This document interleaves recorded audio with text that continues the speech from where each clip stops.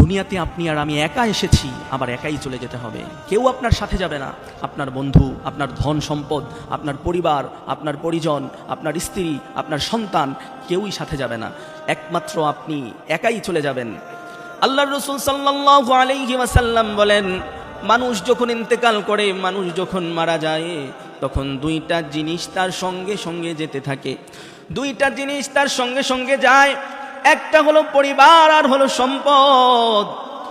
আমল আর হলো তার সম্পদ, তার পরিবার তার পিছন পিছন যায়।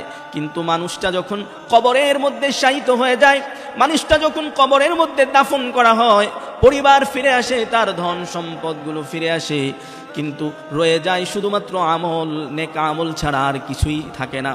এজন্য আল্লাহ রাব্বুল আলামিন কোরআনুল কারীমের মধ্যে বলেন, ওয়ালাকাদ জিতুমুনা ফুরাদা কামা খালাকনাকুম আউওয়ালা মাররা।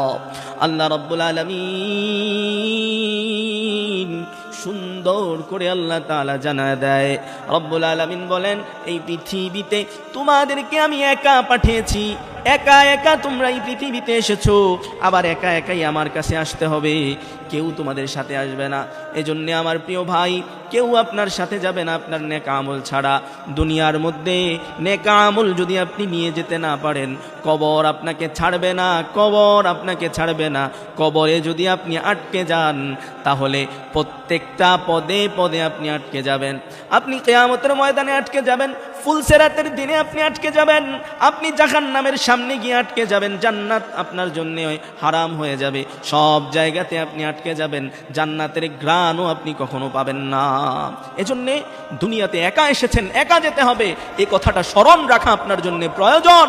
আপনি দুনিয়াতে কাউকে আপন মনে না করে আল্লাহর উপর ভরসা করুন। আল্লাহকে আপনি আপন বানিয়ে নেন। আল্লাহকে আপন বানিয়ে নিলে দুনিয়াও আপনার জন্য সহজ হয়ে যাবে, আখিরাতও আপনার জন্য সহজ হয়ে যাবে ইনশাআল্লাহ।